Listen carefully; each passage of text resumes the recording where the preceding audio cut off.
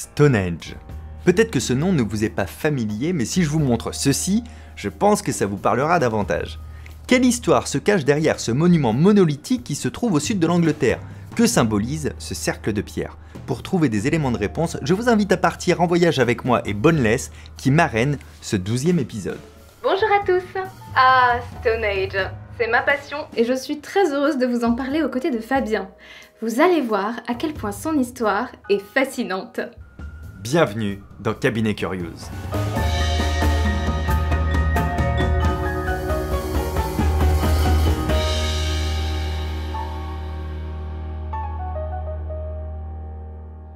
Un million, c'est le nombre de visiteurs qui viennent visiter le site de Stonehenge chaque année. 1 million de personnes attirées par le mystère et l'atmosphère qui imprègne ce lieu chargé d'histoire. Et ce n'est pas sans raison, nombreuses sont les légendes qui gravitent autour de ces roches. L'une d'entre elles raconte qu'un géant aurait construit Stonehenge sous les ordres de Merlin l'Enchanteur.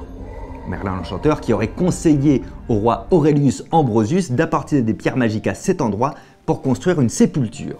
Curieuse légende. Et j'adore cette légende, mais on a bien mieux aujourd'hui pour expliquer le déplacement de nombreuses pierres de plusieurs tonnes. Revenons un peu en arrière. Peut-on remonter jusqu'à la date de construction ? Eh bien oui, puisque comme vous vous en doutez, de nombreuses fouilles ont déjà été réalisées. Jean-Paul Demoule, archéologue et professeur de proto-histoire européenne, explique que la conception de ce monument a débuté il y a plus de 5000 ans. L'une des questions qui nous intéresse le plus, c'est pourquoi ? Pourquoi un tel lieu ? À quelle fin ? Eh bien, plusieurs théories se bousculent. Au XVIIe siècle, l'une d'entre elles évoque l'idée d'un calculateur astronomique basé sur les trous d'Aubrey, les 56 trous qui entourent l'édifice. Il s'agirait alors de prédire les éclipses de lune. Une autre théorie se base sur les gravures retrouvées sur les pierres. Des gravures de dagues, de haches et de poignards. À l'âge du bronze, Stonehenge aurait pu servir de plaque tournante du commerce d'étain et d'or. Mais nous verrons plus tard ce qu'il en est réellement. S'il y a une autre interrogation étonnante dans toute cette histoire, c'est la provenance de ces roches. En effet, les pierres qui composent ce monument ne sont pas toutes originaires de la région. D'un côté, on a des blocs de grès originaires d'une carrière située à une trentaine de kilomètres du lieu. Ce sont les pierres de Sarsène qui forment le cercle extérieur. D'un autre côté, certaines pierres semblent venir d'encore plus loin. C'est le cas par exemple des pierres bleues situées au centre de l'édifice. Deux théories se sont d'abord confrontées à ce sujet. Soit elles auraient été amenées ici pendant la période glaciaire, soit elles auraient été transportées par des centaines d'hommes, à l'aide de cordes et de rondins, durant 200 km depuis une carrière. La deuxième théorie semble alors la plus plausible. On sait même que ces pierres proviennent des collines de Présilly, c'est dans l'ouest du pays de Galles. Et comment on sait ça ? Eh bien, il faut savoir qu'un autre cercle de pierre, baptisé Woodmoon, a été érigé à cet endroit quelques centaines d'années avant Stonehenge. D'après des chercheurs de l'University College London, ces pierres auraient été déplacées par ses constructeurs au fil de la migration de sa communauté en Angleterre. On sait que Stonehenge est en fait une copie de Woodmoon. Le diamètre et l'alignement sont en effet similaires, ce qui confirme que Stonehenge n'est pas réalisé au hasard. Mais du coup, comment ces pierres de 2 à 50 tonnes ont-elles atterri là ? Trois théories se confrontent. Soit elles ont été transportées via des rondins, soit sur des rails en bois enduits de graisse, soit grâce à un système de roulement à billes. Un système qui a d'ailleurs été testé par une équipe de chercheurs. Et surtout, après les avoir amenés jusque-là, comment ont-ils pu construire ce monument ? Les 2/3 des pierres sont dressées, c'est déjà surprenant, mais 1/3 des pierres de 45 tonnes sont carrément posées à plus de 6 mètres du sol. Pour le dresser, il est possible qu'un basculement dans un trou puisse être à l'origine, et pour hisser les roches horizontales, une rampe a pu être utilisée. Bon, on avance avec des hypothèses plausibles sur le comment. Maintenant, il nous reste à découvrir le pourquoi. Qu'est-ce que Stonehenge symbolise ? Pour y répondre, on peut déjà s'intéresser au fameux trou d'Aubrey qui se trouve tout autour. Et qu'est-ce qu'on trouve à l'intérieur de ces trous ? Eh bien, des ossements. Selon les chercheurs de l'université de Sheffield, ces emplacements étaient prévus pour un groupe de personnes en particulier. Les analyses ont démontré qu'il s'agissait d'hommes, plus précisément entre 20 et 40 ans, des hommes qui étaient plutôt en bonne santé.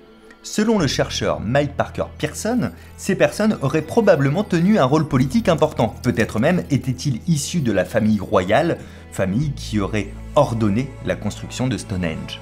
Du coup, on pourrait en déduire qu'il s'agit d'un cimetière. mais pas tout à fait. Stone Age fait partie d'un ensemble avec plusieurs symboles connectés. Dans ce complexe, on trouve par exemple les Durrington Walls, une autre enceinte du néolithique située à 3 km de Stone Age. Pour les archéologues, il s'agirait des vestiges d'un village. Les personnes qui ont construit Stone Age auraient peut-être habité à cet endroit. Il y a aussi l'avenue, une voie qui relie le fleuve Avon à Stone Age. Cette voie est alignée avec le soleil au moment du coucher pendant le solstice d'hiver et au moment du lever pendant le solstice d'été. D'après Jean-Paul Demoule, il est clair que Stone Age était un temple ou un sanctuaire en rapport avec le soleil. En effet, les choses sont bien pensées puisque le soleil se lève pile dans l'axe du monument le jour du solstice d'été. Le solstice d'été, c'est un moment très important pour beaucoup de civilisations. Prendre en compte l'alignement du soleil, c'est un moyen pour beaucoup d'entre elles de faire les cérémonies au bon moment et d'être en harmonie avec le cosmos. L'archéologue malgache Ramili Zosina explique un autre élément intéressant sur le symbole des mégalithes. Il affirme que ces derniers représentaient les ancêtres et permettaient de garder leur mémoire vivante pour l'éternité. Vous vous souvenez tout à l'heure quand je vous ai parlé de Wonmon? Eh bien, on a une explication là aussi concernant le déplacement par le docteur Parker Pearson qui explique: le démantèlement de Wonmon et l'apparition de Stonehenge pourraient faire partie d'une migration plus vaste vers un Axis Mundi où la Terre et les cieux se retrouvent en harmonie. Je vous ai perdu à Axis Mundi, je crois. On vous explique. Dans la mythologie, Axis Mundi, que l'on peut traduire par axe du monde, est la connexion entre le ciel et la terre. C'est comme si Stone Age était un point de correspondance entre les dieux et les hommes.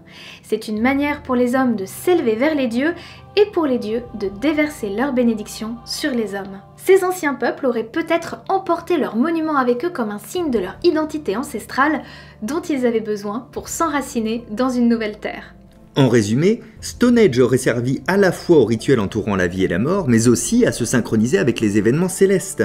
Il faisait certainement office de temple à ciel ouvert, tel qu'on le comprend aujourd'hui.